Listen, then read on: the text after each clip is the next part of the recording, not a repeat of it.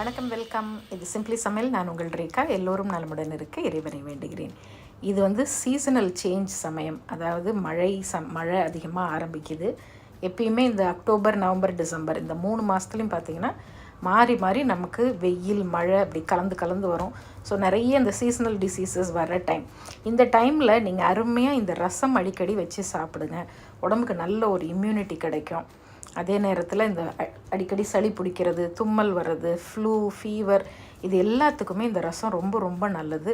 ஜென்ரலாகவே பார்த்திங்கன்னா கொள்ளு ரசம் இந்த கொள்ளு ரசத்துக்கு வந்து உடம்புக்கு நல்ல சக்தியும் நல்ல எதிர்ப்பு சக்தி அதிகமாக குடிக்கக்கூடிய ஒரு தன்மை இருக்குது. குழந்தைங்கள்லேருந்து பெரியவங்க வரைக்கும் எல்லாருமே சாப்பிடலாங்க. இந்த சீசனில் சாப்பிட்றது ரொம்ப ரொம்ப சிறப்பு. கண்டிப்பாக ட்ரை பண்ணி பாருங்கள்.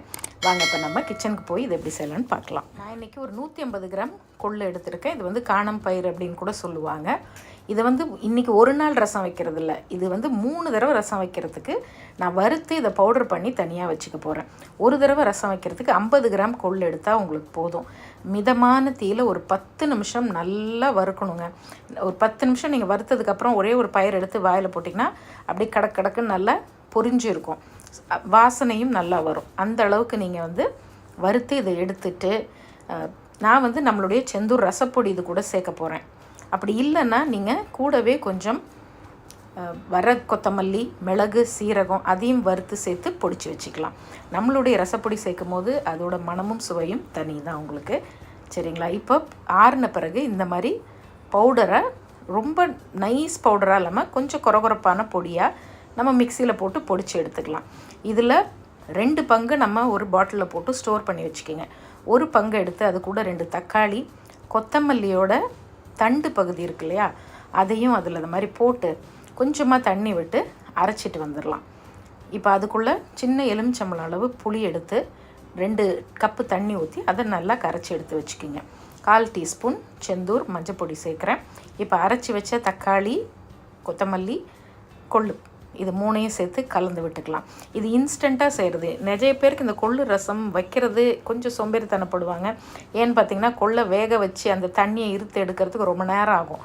ஒரு 10-15 விசில் விடுற வரைக்கும் கொள்ளு வேகாது. ஆனால் இந்த மாதிரி பவுடர் பண்ணோம்னா இன்ஸ்டண்ட்டாக ஈஸியாக இந்த ரசம் நீங்கள் அடிக்கடி செஞ்சுக்கலாம். இப்போ இதுலேயே 1 டீஸ்பூன் உப்பு சேர்த்துக்குவோம். தேவையான அளவு உப்பு. அதுக்கப்புறமா 2 பச்சை மிளகா போட்டுக்குங்க, 1 வரமிளகா. மற்றதெல்லாம் நம்ம ரசத்துக்கு எப்பயும் போடுவோமே அதே ஐட்டம்ஸ் தான். நான் கூட நம்மளுடைய செந்தூர் ரசப்பொடி சேர்க்குறேன். வேணா இல்லை ரசப்பொடி இல்லை அப்படிங்கிறவங்க நீங்கள் வந்து மிளகு, சீரகம் தனியாக இடித்து கூட சேர்த்துக்கலாம்.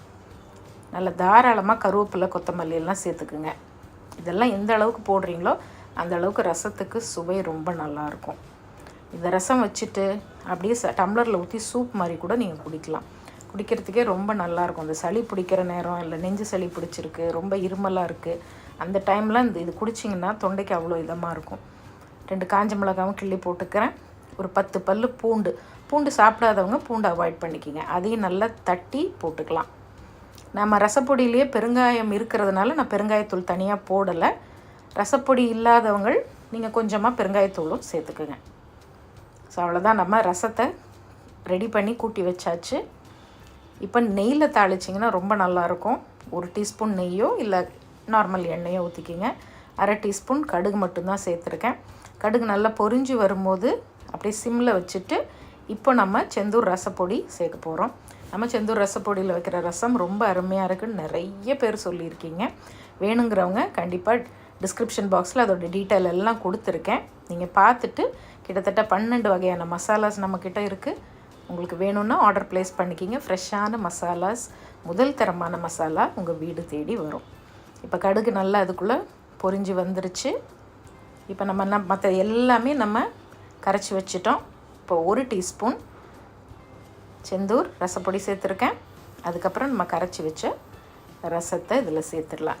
நார்மல் ரசத்தை விட கொஞ்சம் ஒரு பாயிண்ட் இது கொஞ்சம் திக்காக இருக்கும், ஏன்னா அந்த கொள்ளு பொடி சேர்க்கறதுனால. பட் அதனால் என்ன ரொம்ப நல்லாயிருக்கும். இது சாதத்தில் போட்டு கொஞ்சம் நெய் போட்டு சாப்பிட்டு பாருங்கள், அவ்வளோ நல்லாயிருக்கும். ஹெல்த்துக்கும் ரொம்ப ரொம்ப ரொம்ப ரொம்ப நல்லது. கொள்ளு பற்றி நீங்கள் கொள்ளில் என்னெல்லாம் நல்லது இருக்குது அப்படின்னு சொல்லி கூகுளில் சர்ச் பண்ணிங்கன்னா அவ்வளோ வரும். ஆனால் நம்ம அவ்வளோ ரொம்ப இதை கவனித்து எடுத்து சாப்பிட மாட்டோம். ஆனால் சாப்பிட்டு பாருங்கள், அவ்வளோ ஹெல்த்துக்கு ரொம்ப நல்லது. இப்போ ரசம் ரெடி ஆகிடுச்சு. உப்பெல்லாம் கரெக்டாக இருக்கான்னு செக் பண்ணிக்கிங்க. எப்பயுமே ரசத்துக்கு வந்து நல்ல தாராளமாக கொத்தமல்லி போடணும். அப்போ தான் ரசம் நல்ல ஃப்ளேவர்ஃபுல்லாக இருக்கும். கொஞ்சம் அப்படி கொதிக்க ஆரம்பிச்சு, நார்மல் ரசம் நம்ம பொங்கி அப்படி வந்தோன்னா நிறுத்திடுவோம். ஆனால் இந்த ரசம் ஒரு நிமிஷம் கொதிக்கணும். அப்படி கொதி வரும்போது சிம்மரில் வச்சுருங்க. அப்படி வச்சுட்டு ஒரே ஒரு நிமிஷம் கொதி விட்டு இறக்கிட்டிங்கன்னா அருமையான மணக்க சூப்பரான கொள்ளு ரசம் ரெடி. ஹெல்த்துக்கு ரொம்ப ரொம்ப நல்லதுங்க. இதுதான் அதுதான் சொல்ல முடியாது, அவ்வளோ ஹெல்த் பெனிஃபிட்ஸ் இருக்குது. இதெல்லாம் அடிக்கடி செஞ்சு சாப்பிட்டு அதோட சத்துக்களெல்லாம் நம்ம கண்டிப்பாக எடுத்துக்கணும். ட்ரை பண்ணி பார்த்துட்டு எப்படி இருக்குன்னு சொல்லுங்கள். இன்னொரு ஃபேண்டாஸ்டிக் ரெசிபியோட மறுபடியும் பார்ப்போம். இது சிம்பிளி சமையல். நான் உங்கள் ரேகா. தேங்க்ஸ் ஃபார் வாட்சிங். Take care. பை.